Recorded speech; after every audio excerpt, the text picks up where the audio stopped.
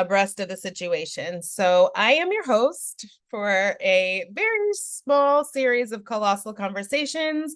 I really felt like we need to have some conversations for high schoolers, and how do we continue to do this? K-5 has lots of programming, lots of understanding of how to homeschool your 5-year-old until you're in middle school. And then it just stops. There's no resources. Nobody knows what to do with our teens and adolescents.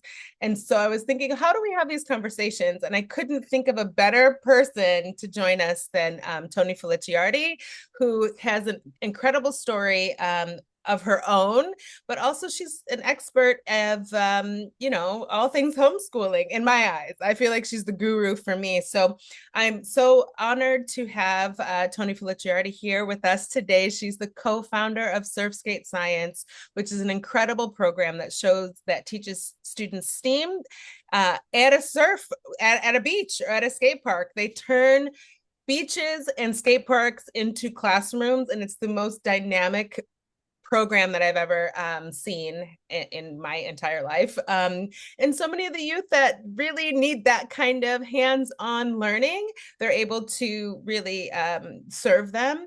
But besides that, I want to give you all your flowers. You're also an incredible mother of 3 just brilliant star children, and you're also a wife, and so I know you're juggling a lot. So welcome today, Tony. How are you? Welcome to the show today. Well, thanks for having me. I can just tell you a little more. So Shireen shared that I'm co-founder of Surfskate Science with my husband. It's a program we kind of started for our kids, with our kids, and we combine things like surfing and skateboarding with STEAM education. And our whole goal is really to help kids discover their passions and purpose. It's pretty neat. So we started that because of our 3 kids, and so I'm excited to share tonight. Oops, I'm pulling a Miss which is when I forget to turn myself off off mute. But Tony, tell me, like, why? I know that you homeschooled your children at some point, right? And that homeschooling, I just want to give everybody the permission to understand that homeschooling can be many different ways, many different avenues. You can homeschool lots of different ways, but and you can be in and out of system as much as you want, and that permission is given to you if you needed to hear that. But I would love to hear, what were your motivations? How did you start homeschooling? What brought you to the homeschool world? Yeah, so we did everything. We went to public school, private school, charter school, and then we eventually landed on homeschooling. It just ended up being the best choice for us, but there definitely was a time that I said I would never homeschool. Um, so we went through all those different things before we landed on that. And I had a lot of misconceptions myself about what homeschooling was.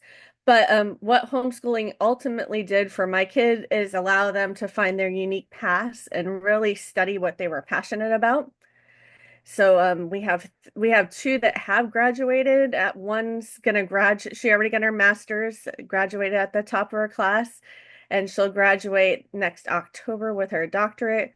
And she just got hired on staff at University of Utah for child psychology. And then our middle one is a lifelong skateboarder, and he was a Lego fanatic as a kid, loved to build things, and of course he went into architecture.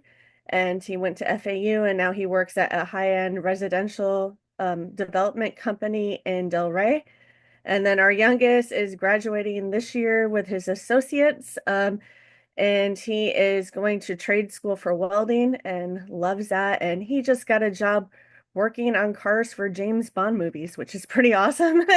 And and he's heading to California soon to be a skate coach. And so it's really cool to see them all thrive and do things they're passionate about, be able to use their gifts and have a future that's exciting and meaningful to them. I think that's what I'm most excited about that homeschooling's allowed us to do.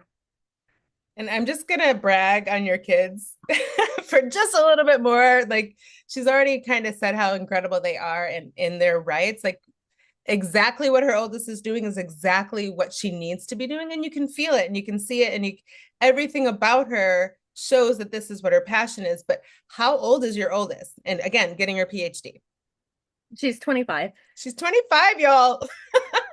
And then your middle child is I'm how old? 23 and 23. And then our baby, my is baby, I 17. 17. And so he will graduate already being fully licensed. Is that right? Or how does that Yes. work? He'll have his welding licenses. He'll also have his associates because he's graduating from a trade school. Um, and yeah, he's very excited to get involved. He actually got to go visit his dream job today, so that was pretty cool. And yeah, they're just very confident in what they want to do, and they're very happy to be doing what they've chosen to do as a career. And so I would love to talk a little bit about like the avenues. Like how did what did you do for high school? How did you navigate those waters? I feel like there's so many cooperatives and so many places and so many micro schools and so many, but how did you navigate those high school years for your kids? So for us, we were kind of testing the waters. So I don't think it's a one size fits all thing for all kids. We started out with virtual school, and for one of my kids that was great. For others, it wasn't. So we did that. We did workbooks. Then we did kind of an unschooling thing, and then we actually enrolled in a co-op for my social ones.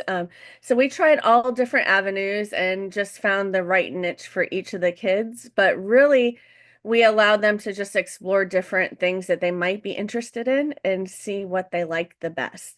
So as they got into high school, we were able to dual enroll all three of our kids. And in Florida right now, you are able to do that. It does not come out of your PEP scholarship. You actually can dual enroll up to 8 credit hours at a public college, university, or tech school or trade school. And so we were able to do that for all three of our kids. It allowed them to make sure that was what they wanted to do, that educational pathway, test out different possible career paths, and then pursue what they loved.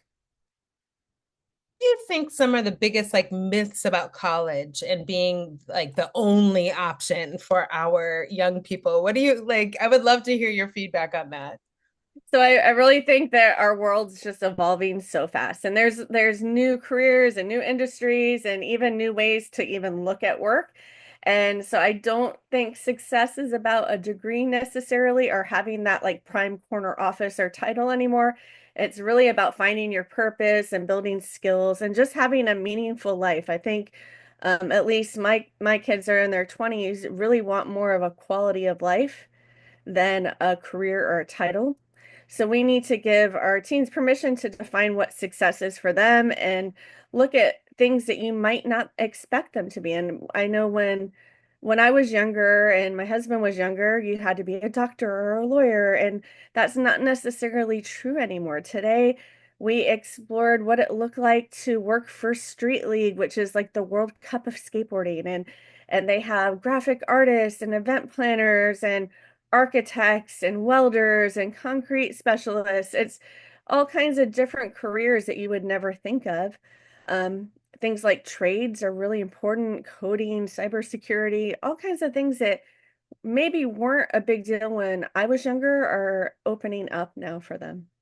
And like, where did that shift happen? Because I know when I was growing up, the kids that were kind of like the bad kids were the ones that got sent into mechanics, right? And what a disservice we did because we were kind of labeling that the trades as being the kids that aren't so smart or something happened there. I don't know why we did that or how that happened in society, but we started to like devalue the trades as being something that is of value, that you're valuable, that you're a valuable contributor of society. And I know that there are young people that like don't go into the trades because of the stigma around it. And so, I think that hopefully that's changing and the understanding is changing because we have all these kids that really need to work with their hands that are like, you know what, I'm going to work with my hands.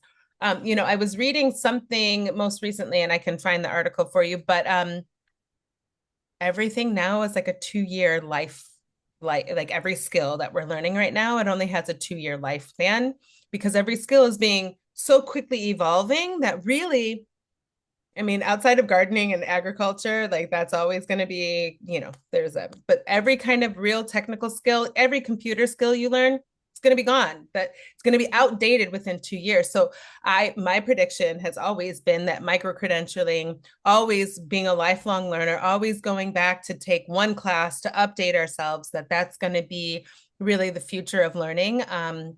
We talk about lifelong learners as educators, that we're trying to cultivate this lifelong learners.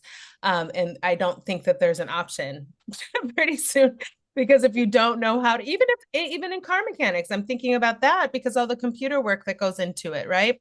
And the self-driving cars that are going to be around, and everything is going to be outdated. So we have to constantly be updating ourselves. And I think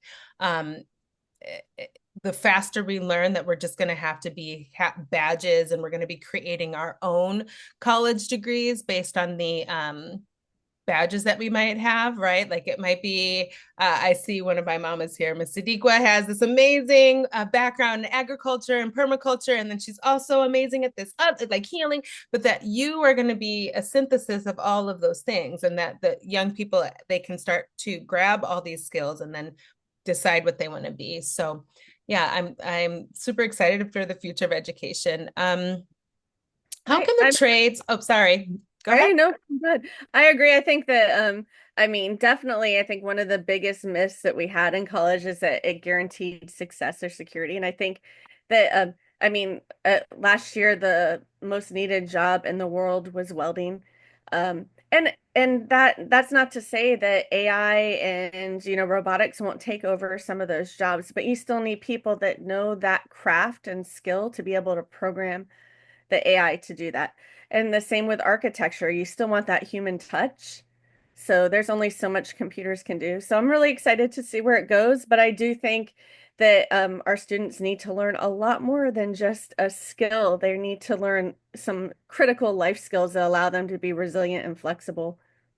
Yeah, I think that we're thinking of like future forward competencies. I know that both of us, you guys, we talk all the time. So you're just listening to our phone conversation, really. But like, what were we reading? The World Economic Forum, right? The one of the top skills that are needed in the future are not like these hard skills. It was like how to communicate really well. What do you remember? What was in that report, Tony? Yeah, communication, collaboration, resiliency, innovation, those kind of things are what are needed.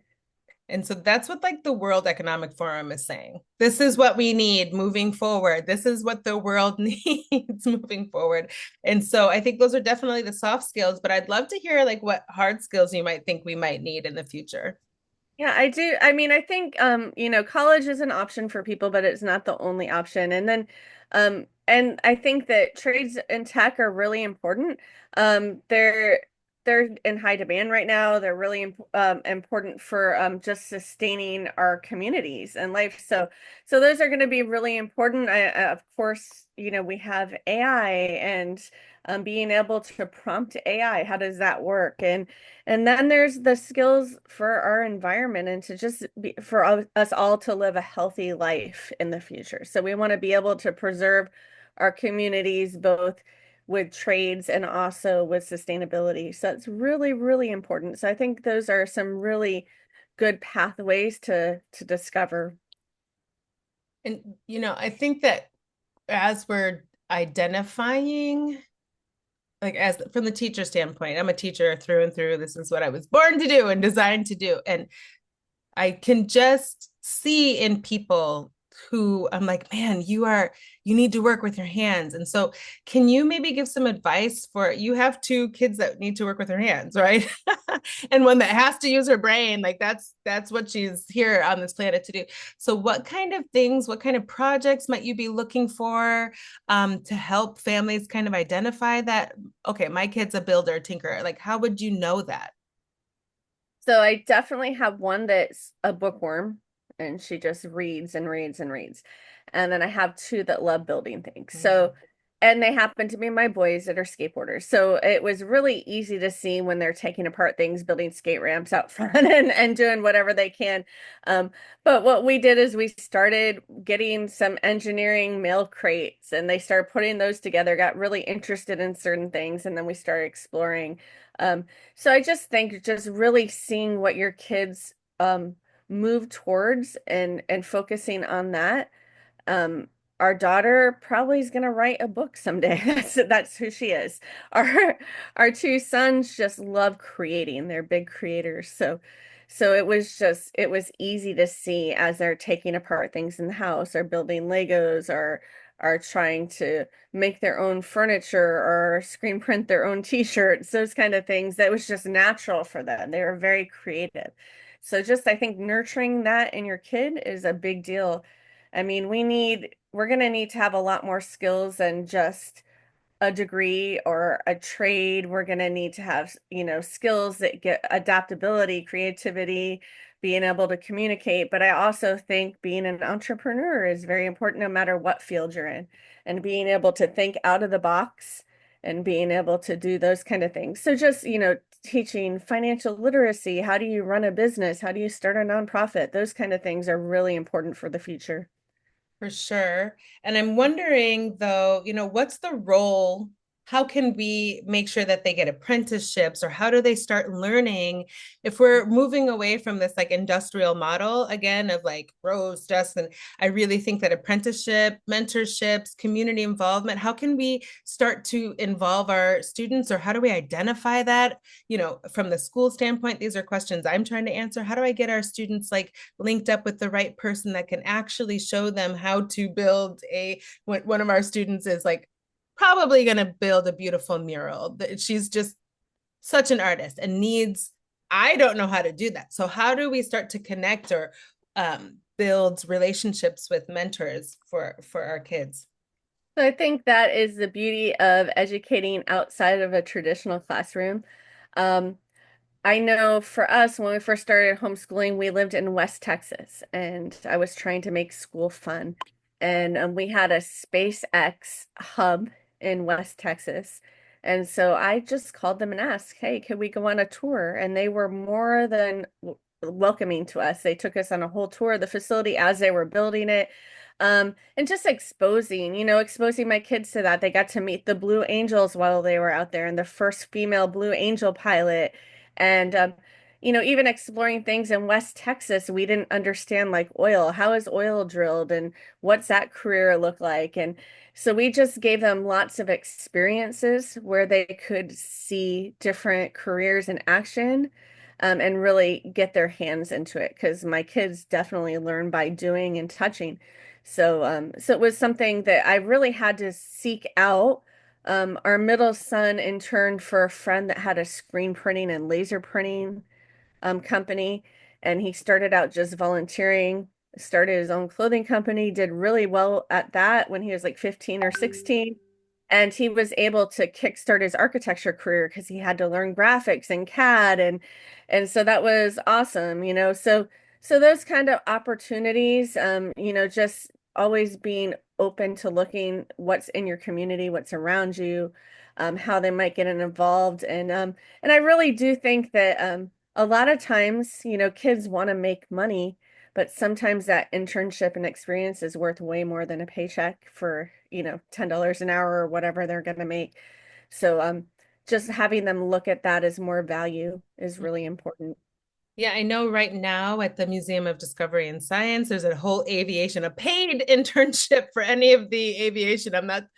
I'm plugging for them, I guess, but they also have another paid internship. I'm trying to remember. There are lots of these like paid internships at museums that people can be looking at, in the local Broward. I know that we have paid internships. Looking A lot of for cities do teen internships during the summer. So you mhm. can check your city. I know Deerfield Beach does something with their teen center, and they actually pay the kids to go work at different local businesses. So those kind of things are really important. Thanks, Sadiqua, for plugging that. It's called Eco Adventures, right? Did I get that right? Yes. So that is and I'll put all of these Eco Explorers, excuse me.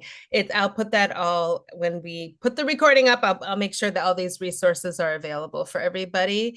And then, you just started working with ACE. So I'd love to hear like what that experience has been like. What is ACE? And then what has that experience been like for you? So I guess I'll first start saying that, like as we were talking before, like project-based learning and learning on the job or doing internships, it mimics what the world's going to be like. So whatever they're doing, if they're doing some hands-on project that's a real world situation, they're learning how to problem solve and collaborate and adapt, and they're actually building something real that they're going to be able to use. So it really gives teens the confidence to figure out what they like, to figure out, like how they are how they're self-motivated to do step-by-step things on their own. And I think that's what's needed today. But ACE is just that we've been able to work with them for a few years now. ACE stands for Architecture, Construction, and Engineering, and it's a mentorship program that takes place all across the United States. And they work with different firms in the area to bring in mentors that talk about, what does a career in architecture look like? What does a career in construction look like? What does a career in engineering or the trades look like? And then they give the kids a real world situation that these big firms are working on. So one year we did the Inter Miami Stadium, another year we did the Brightline hubs, and then this year they had to design their dream school, which is kind of great because schools are struggling, so they're trying to come up with solutions. So they take these young high schoolers that are full of ideas and they use them as guinea pigs, and the kids actually get to design their dream school, and then they present it in their local regions, and if they win they go on to present it nationally. And it's really neat. So you assign one person as the architect, one person's the construction, the construction manager, one person's the electrical engineer or the plumbing engineer. So they get to learn all these different skills and come up with a final project that they present in front of people in the industry locally. And from that, they're given scholarships and job opportunities. They get to network. It's a great program. So it's helping both these trades that are looking for future employees and also the kids. Yeah, and so you're running an ACE program for somebody in the one of our audience members asking where is it located. It's in Deerfield with Surfscape Science. You can sign up. And are you doing it next semester again, Tony? So we'll do it every year. This one's wrapping up. They're working on their final projects and presentations right now. Our how we got involved with it is our son Zion did it through Cedar Homeschool, but they also work in a lot of public schools in the area. And then they compete and they get, he was awarded a $5,000 scholarship that he used for school, which was great. Helped him along the way in architecture. But yeah, so we do it once a year. They always work on a project that is throughout the United States. And it's a lot of fun, and it's basically geared towards high schoolers, but it's a free program. And there's a lot of other programs like that in aviation and different fields. Mhm. And I was kind of thinking about I've kind of lost my train of thought. Today is like I don't have any, but as you're talking about like designing your future school and like real world, everything that I've ever done for Colossal Academy, whether it be online or in person, has been around that question of how do we build an education that is built around real world and relevancy, right? So that the skills we're learning aren't just like a cardboard paper that we're going to throw away afterwards, or a presentation or a project that just means nothing. So we just did a beautiful fashion line. We were able to collaborate with you. That was really fun. But they have their own businesses. And so students are learning the financial literacy piece of like, okay, how many do I need to sell? What?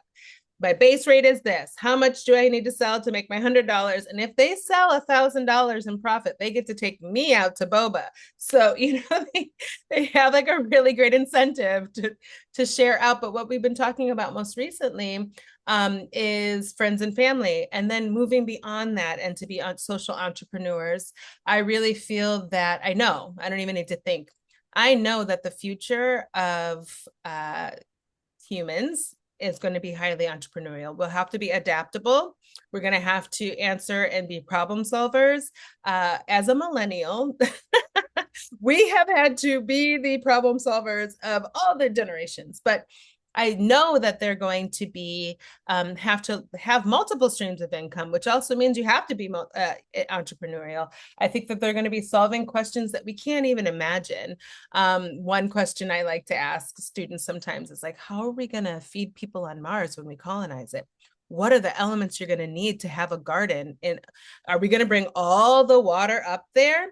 We got to interview an astronaut a couple years ago, and Lisa, our last astronaut candidate. Let me just rephrase it. And she had them design a.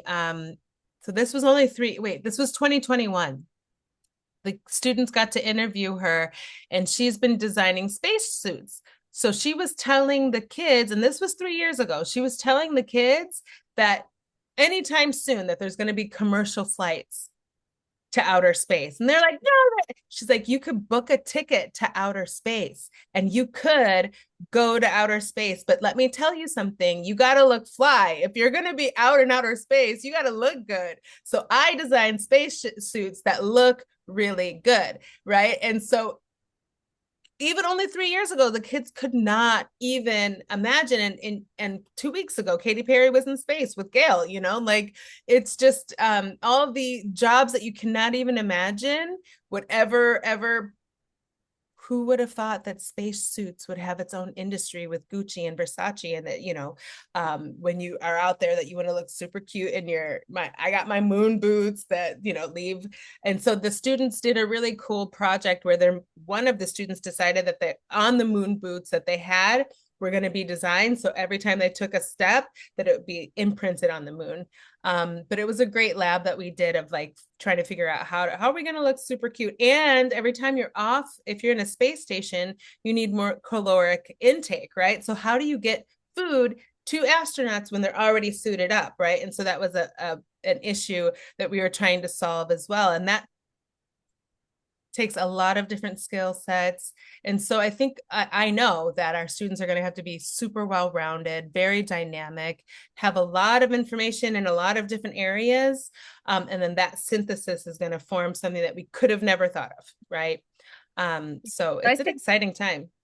I think it's all about like exposure and encouragement. So you got to expose these kids to as much as possible and then really thinking out of the box. So asking them those questions, how will you feed people on Mars? What will you wear in space? But it's just really, just putting fuel on that curiosity. I think like a lot of us ask our kids when they're little, what do they want to be when they grow up, and let them imagine. But what if we ask them like, what problems do you want to solve when you grow up? Or what's one thing that you would love to do every day that would be interesting to you, or that something you love doing so much that you just forget you're doing it and you forget about it. So those kind of things, how are you going to impact the world in the future? Those kind of questions really get them thinking about the possibilities. So I Mm-hmm. think just fueling that wonder, that curiosity, and then giving them chances to look at careers in a different way is a big deal, because that's what they're going to have to do. I agree. And how do we have those conversations? I feel like sometimes my baby child is very different from me. And so whatever she's going to be doing, I don't even know that I've ever been exposed to it, right? Like what kind of what questions could we be asking? I know you said, like what would you want to do and can get lost in, right? How how do those conversations come up? Do you like sit down and talk about career planning together? In what kind of context do you imagine those questions happening? I think that really, I mean, every day on the news, there's something new coming up. So, just encouraging them to really wonder and imagine. I think a lot of times parents get annoyed when their kids ask a million questions, but those are the kids that are going to make a difference. And so, like, sometimes we have to celebrate all those questions and that curiosity as a win, instead of getting frustrated with it, and Mm-hmm. allow them to ask lots of questions. And I think that experiences teach us something really valuable. So the more they're experiencing, the more they're seeing, and then also looking at problems in a positive light, instead of, I think kids deal with so much anxiety around the environment and what's life going to be like, and the uncertainty. What are the positive things that can come out of it? I mean, yeah, it's scary. Storms are getting stronger. The environment sometimes looks bleak, but how can you make it different in the future? And giving them that power to know that they can be the change and do something different is really important. So I just think just asking questions, giving them the permission to wonder and imagine and dream and to dream really big is really key. And I think that also our children and the students that we serve are hybrids, right? Like there is no way we can even see from their perspective because they can see that they're gonna be doing stuff that we can't even imagine because they're in the in between us and the future, right? And so I just love those conversations where I'm like, tell me what's really going on in the future because I feel like they have a innate grasp on what's happening. And I think what we're trying to do at Colossal is the reason our tagline "the future is bright" is that we're just trying to forecast that. I feel like a lot of the movies, a lot of the conversations around the future are apocalyptic, but that we can actually forecast something different, right? Where things are good, people are fed, we're in harmony with the earth. Like we figured out how to harness energy and everybody has enough food, everybody has enough time to pursue their passions, everybody's working in harmony with each other, and that's also an outcome that I'm really, if nothing else, that I'm going to believe in and I'm going to just continue to pour into. Like it's possible that we could solve the world's problems, I think, by leveraging AI. That's a whole, I think it's here as a friend. But I do think that we're gonna see that, yeah, I think that the problems they're gonna have to figure out, they're going to figure out. I'm so impressed with the young people. They're so much more aligned with themselves. And I happen to be in a micro school, so that helps because we're nice and small and contained in so many ways. So I'd love to talk a little bit more about like excuse me, dual enrollment in the state of Florida. Um, I have some families that want to dual enroll, right? We have articulation agreements through the school, but what if they want to like go there? I can imagine one of my students wanting to. I have a student that is a philosopher and he just wants to think about grand ideas, right? And I think going to the college would be a great. How do we start to look for a program like that where it's not virtual at my school, but how do we dual enroll? Yeah, so every public college in Florida has some kind of dual enrolling program. So say you want to go to Florida Atlantic University and see what they have for dual enrollment. You just really simply Google Florida Atlantic University dual enrollment homeschoolers, easiest way to do it, and it will show you exactly what you need. Each college has a little different requirements. Some require you to have an SAT, ACT, some don't. Some require you to have something called a PERT test, which is a high school equivalency test. And then some don't require you to do anything. So you just go to what colleges are in your area and search that on Google, and you'll be able to see what's available. And then from there, I know our daughter she loved shows like Criminal Minds. She was really into Criminal Minds. So she was interested in forensic science. And then she also loved child psychology because when she was in middle school, we went on a trip to Guatemala and she met a young girl that at age 10 was working at a store and saw all the kids working at a young age and it really affected her. So these were the two things she was interested in. So we decided to enroll in a criminology class, forensic science, and she also enrolled in child psychology and she decided what she liked from that. Um, and she went in person, but you do not have to go in person. You can also dual enroll and do classes online. But I think that going in person gives them that college experience that that's something they want to do. Um, but we've also had, I just want to share a story. I worked at a school for years and we had a fifth grader that was really into Minecraft and he started building his own servers. And by the time he was in eighth grade, he got bought out for the highest amount Microsoft had bought any company out in eighth grade. Um, Before that, I was arguing with him at the school, telling him he needed to go to math class. He shouldn't be out in the hallway talking to his employees in fifth grade. And now he is a billionaire, has three different companies, was the youngest kid in, Forbes 20 under 20. So, I mean, there is also a place for those kids that love coding to start doing that early. There's so many resources online. So you don't have to go the college pathway. There's a lot of free ways to learn coding and cybersecurity online. But if you do want to dual enroll, it's available and it's free to homeschoolers in South Florida. If you are enrolled in a school and you're not using the PEP scholarship or the FESUA, you would have to pay for dual enrollment, but it is still available. Yep. So if you're wanting to, so if you're at a micro school or at a Colossal, for instance, or you would have to maintain your homeschool status, and you can still receive your PEP scholarship, and you can still, if you have FESUA, which is the unique abilities, still receive that scholarship. So you're going to want to go online, look for the university or college nearby. Maybe you want to pick up some skills, or you want to knock out some of those prerequisites. If college is actually the route, you can even find out if college is the route. For us, we dual enroll all of our juniors and seniors because they need 4 math credits anyway. So why not? If the math credit can already be college, why would we waste our time? Well, not waste our time. Yeah. Why would we not just go ahead and double up? So we've been focusing on making sure that our juniors and seniors have at least leaving with the prerequisites of the first 2 years of the prereqs, the language arts, math, science I think that AC they need. 101.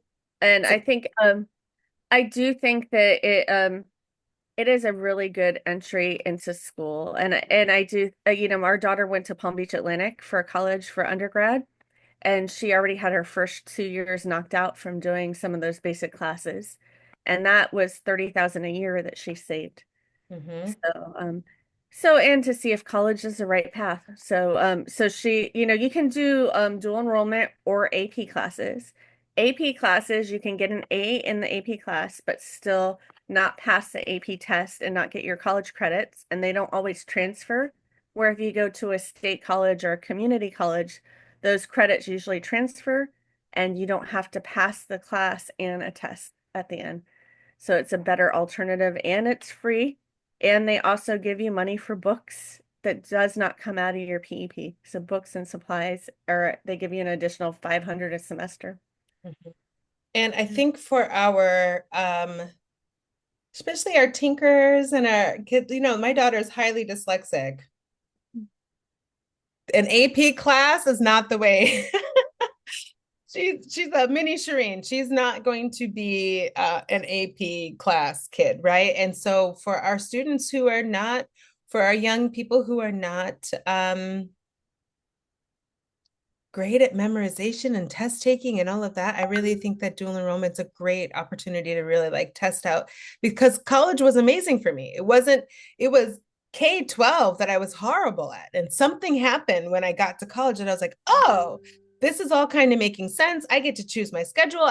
There's so much more. And then I also felt intellectually stimulated by my cohort that I didn't really have when I was in high school. And so I think it gives even some of our students that have UA, it really gives them the opportunity to see if like maybe university, maybe I need to be more challenged intellectually and have conversations and then our homeschool kids, generally speaking, this is a large generalization, but I find that by high school, they're far more mature than their peer group, right?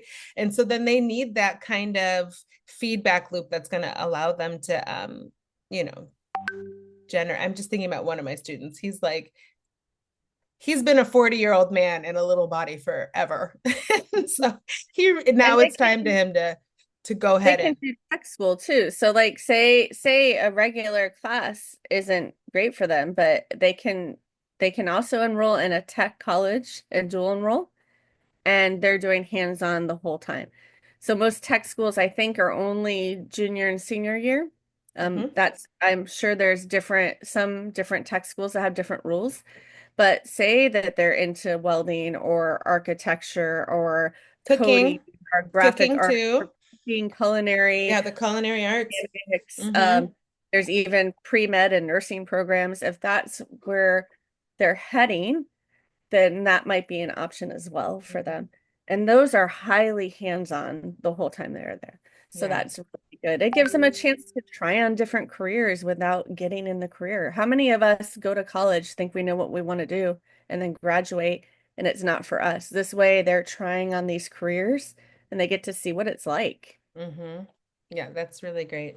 So I wanted to thank you so, so much, Tony, for being with us today. It's always, listen, I, Tony, I think of us as being like Lucy and Ethel, but the thing about it is like you're really Lucy, but I'm the loud one, right? Like you're always like, let's just get into a little bit of trouble. And I'm like, trouble. So we have to, so I thank you push the for, yeah. borders, the Yeah, you're like, boundaries. what boundaries? I don't know what you're talking about. We're just gonna whatever the kids need, we're gonna go snorkeling. We're gonna what it's okay, So thank you for always being such a courageous and permissionless trailblazer. I did want to leave a little bit of time for any audience questions and that maybe somebody wants to ask. Otherwise, I will, yeah, I thought, or if there's any other thing you wanted to bring up, but I did want to leave just a little bit of time because I know this is a hot topic for a lot of people. All right, Sadiqa, if you'd like to come off mute and ask your question. Hello, everyone. Thank you, Tony. No So problem. I was you touched on it, but I have a high schooler, and he thinks that his school, which I kind of understand, is kind of boring, and he's not motivated. And I've been telling him exactly what you were saying at the top, which is like traditional school is changing, and he wants to be a marine biologist, but he's like they don't make that much money and school is boring and all that. And so I was wondering, like, were your children, when you introduced homeschooling to them, did they say, no, I don't want to be at home by myself all day and I don't want to learn on the computer only? And like how did you get over, first of all, were they excited or not excited or thrilled or whatever about homeschooling? And if they weren't, which he is not, my son is not, how did you get them to see that it's not what Shireen said too at the top of the Zoom, that it's not traditional, what we think of traditional homeschool is anymore? Yeah, I think that I had half and half. I had one that wanted to be homeschooled and two that didn't. They wanted to be at school. They were worried that they were going to be able to have prom or to have friends, and it was a little struggle for a little while. But then they ended up all loving it. So I mean we had days where I threatened to bring him back to school. I won't lie. We had rough days. But it's so funny, all those things that we think about homeschooling and that are ingrained in us, like, homeschoolers aren't social, or they're not going to learn as much, are just myths and untrue. So as you start getting into it and they start seeing all the possibilities, I think they really change their mind.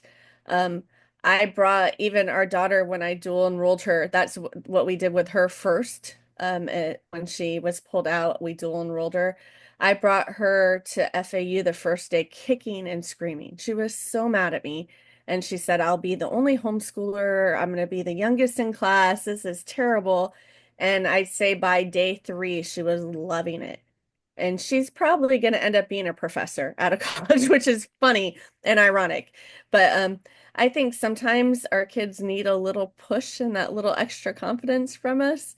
And allow them, if you choose to homeschool and it doesn't work, you can always go back to school. It's not Right. not like an end all. So if it doesn't work for your kid, you can always go back. But if you want to go into marine biology, there's a lot more money in it than there was when I was in college, first of all, and there's a lot more jobs available. Um, but what better way to do that with, you're able to take a full marine biology class where you're jumping in the water once a week with, like with Miss Krista, or whatever you're doing that week. Or we had a group today go out shark tagging. So, you can't do that in a normal classroom. There's a whole different thing about learning about sharks in a book or actually Right. touching a shark. So I think those things can kind of add a little excitement into to make an agreement as a family. Hey, if this does not work for you, I'm going to listen to you and we can go back to school. you know. Okay, thank you. But right quick, did you say they can go to like a brick and mortar and be homeschooled? Is that what you said? Yeah, so my kids went to a place called the Hub, which was kind of a hybrid school. And so we always butted heads over math. And so for math, I would send them to the Hub. And they had friends there. They felt like they had a little freedom. So they took whatever classes they could pick and choose what classes they took. And I know Colossal does that as well. There's a lot of different schools you can pop in for one day and take one or two classes. So I think that that's a great option in between. So you can have the best of both worlds kind of thing. And I like to tell parents, outsource what you don't want to do. If math is not what you want to teach, don't. You don't Yeah. have to be the expert of calculus. You know what I mean?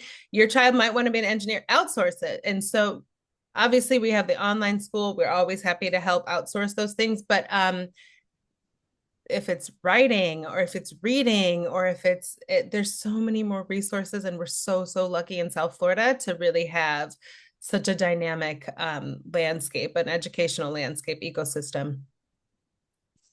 Yeah, Great and I think question. I'm not the expert in anything. So you know what I mean? So I'd rather have my kids learn from people that are smarter than me.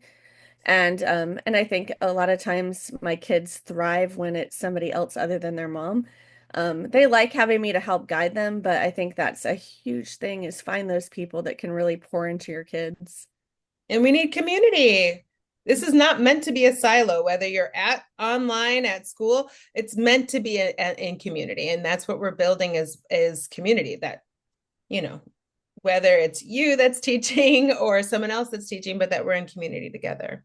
It's not meant to be a silo. Just remember that. You don't have to bear everything. Yeah. Do we have any other questions? I see, Mariela, you came onto the view. Yes, hi everybody. I can't find the little hand to raise my hand. So well, I think everybody knows we know each other here. So you guys know a little bit about my story with Julian. And now we're coming back to Colossal for his choice. I mean, and that makes me so happy because it's like, okay, I'm going back home, you know. I tried my regular private boring school and now I'm back. So it's exciting for me to know that I have the option to do all this stuff with him. I'm sorry, my dog is. Let me close the door. Sorry. 1 second. Mine does the same thing. They want attention when you're on the phone, like a toddler. They're like kids. All right. But I can't do it alone. So having, you know, Colossal there to help out, it's wonderful. So I would love to make a plan and work together on how we're going to dual enroll. And first of all, I need to talk to him and see what his interests are, right? Like what does he want to do? Because right now he's kind of taking AP classes in psychology and he's loving it. So you know, who knows. So that way, but he also and I also want time outside and experiences because I believe that experiences will kind of like make the decision a little bit. It will reinforce what we are aiming for, right? Which is what is he going to do in his life. So if you guys can help me out and figure this out, I would love it. Tony, I know you know Julian, so I think it's gonna be an easy transition. So yeah, I'm excited. Yeah, I think like I mean Julian too. I mean every kid that we have, you know, that we're blessed to work with has some kind of gift, you know, right? They have some kind of gift and some kind of passion. And I think our job's to nurture that passion and not narrow it. So and to show them all the possibilities. So you know, success is just going to be like looking for the right path that gets him excited and lights him up and you know triggers that passion in him. And so trying things like, psychology. I know, he loves, theater and acting, those kind of things. What are those skills? I know when our daughter was studying psychology that even the advertising field uses a lot of psychologists. And those were things I did not know, so it's just what are those things that gets them really excited, and then how do you expose them to those things? So Mhm. so just really giving them the different paths. I think that's what high school is all about, is Yeah. showing them the possibilities and what's out there. And then also allowing them to imagine what's not out there and what they can create is really important. Mhm. So that's the Mhm. entrepreneurial part comes in, because a lot of these jobs that they're going to do aren't even around right now. So what are the possibilities for the future, which are really cool to discover and search. And something that Shireen said that kind of like woke me a little bit was that the future, it is bright, and we're focusing every time and how to deal with this crazy world, right? That we don't see, and everything that we hear, the news and everything is terrible. So we don't see the real picture, which is the future. So thank you guys. It's great. It's encouraging, like to see that there is this outside. I mean, I if mean, everything goes down, nature's going to take over. And that's always what, like, if everything really goes down, that's always like divinely peaceful, right? So, well, not always, because nature can also have some rough, some yeah, but prescribed ferns. there's kids that are 14 discovering soap to cure skin cancer, and Totally.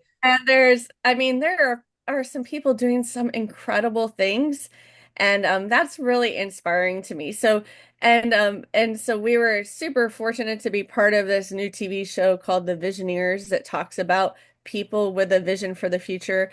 There's a couple different shows like that on Saturday morning, and they're educational. And just seeing what people are coming up with and the innovations, that gives you hope. I mean, Mhm. there's definitely hope for a future. So how does that look, what does that look like? How can these kids make a difference, and really challenging them to take on those problems and not feeling defeated? I think that teaching our kids that failure is okay and that it actually helps you learn is really important. And that don't feel so defeated by what you see on the news or what's out there, because there are solutions, there are possibilities, and to look at the world in a positive manner is going to be what we need to do. It's good for their mental health, it's good for our future, it's good for everything. Mhm. And in the case of Julian, just because I know him so well, his brain is going to be how he makes money. Like, that is his moneymaker, right? And I think his intellect, he's a highly intelligent child. Um, this is the kid that I was saying was a 40-year-old man at 8, right? Like, he's has really great analytical, critical thinking. So we just want to foster that by pushing more logic, where he's going to actually have to, like, I can imagine philosophy, any pre-law, anything where he's going to have to take an ethics class and decide, is this ethical, right? Having to think about trials and who's right and justice. And like, I think all of that are really going to stretch his brain in the way that he's going to need. So, we can continue this off the Colossal conversation, but dual enrollment, I think, in the more academic sense for him, for Mhm. Julian. And I think, like, I'd love to see him in a place that he's really like thriving. I think too many of us are just like surviving every day. And I want to see him thrive because he's brilliant. It would be really cool to see him at a place where he's just happy and shining and doing great things. So Yeah. Well, thank you guys. Do we have any more audience questions?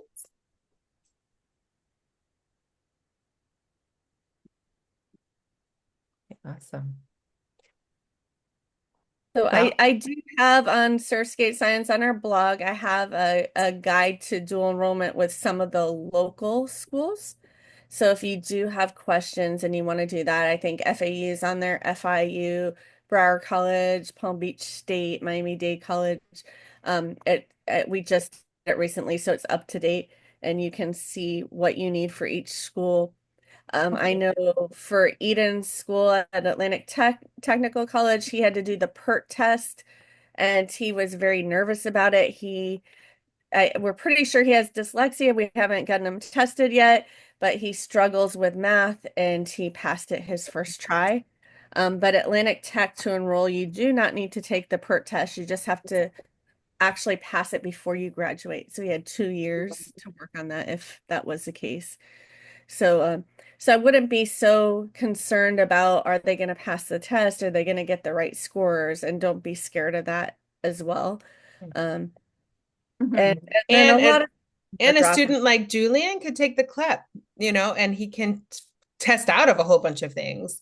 So there's some on the other end, the kids that are just like, why do I have to be in English 101? You can you can get college credits by just testing out of it, right? And so on the other side of like kids who are really great test takers can just test out of a whole bunch of prerequisites. So that's something to keep in mind too. Good. And Okay. I put in the chat the blog. I need to like pin this actually in my I need to pin it in my browser so that I can always refer back to it. Thank you for And that. there's one other thing that's really cool about dual enrolling that I didn't mention is because our kids did dual enroll, both of them got full scholarships to college as homeschoolers. So they were able to, since they did well in dual enrollment, they had some experience. By the time they got to college, they both got full academic scholarships. So that's another perk. So, so you're preparing them for college, seeing if it's for them. You're also, if they do well with it, it's a gateway to go to school for free. Mhm. Awesome. Well, Tony, thank you, and audience and people who are seeing this in the future.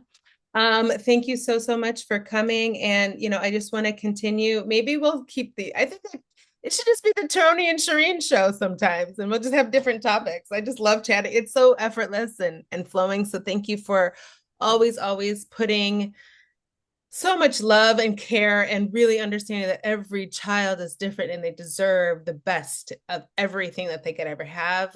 It's really inspiring what you've done, you and Yuli, what you've done for young people. And just to give you your flowers, you're just on Discovery Channel, and she's been on Good Morning America. You guys, I don't think we understand who's on the show today. So thank you for pouring your energy, love, and talent into Colossal and our families and the Colossal conversation, Tony. We will continue these maybe like once a month. Once a week was a little bit too much, but we might be moving into, it's a quarter, maybe even. So I will post that blog is inside the chat, and I will maybe I'll post it on my on the on our Facebook page so that people can grab that and take a look. Again, we dual enroll at if students want to, be starting in as early as, I guess you can be 12 or 13 and do dual enrollment. Is that right in Florida? I think most schools are It's 12 or 14 to 13. 16. Yeah. But it depends on each school. So 14 to 16, tech schools, junior and senior year. But yeah, you might as well take advantage. No kid needs to have college debt. It gives them experience and take advantage of it. If it's free, grab Yeah. it. Alana had a question before we pop off. No, never mind. I answered my own question the more I Okay. thought about it. Okay. And I was even thinking about, Alana's daughter is probably going to be in the arts. Whatever Maddie is going to be, whatever Maddie's going to be in every chapter, because I think Maddie's going to be one that's going to be evolving. And in this chapter, I'm going to be a real estate agent. In this chapter, I'm going to be a muralist. I also can imagine the dual enrollment being such a valuable resource for the artist, because I was looking at ceramics classes, and like for 8 classes, it was $800. Like I can't enroll my students in that. But dual enrollment, you can have the materials and the supplies with experts. It's going to allow you to be an artist and play with cameras or learn how to make a film, or at not at your own expense, and give you the guidance that you kind of need.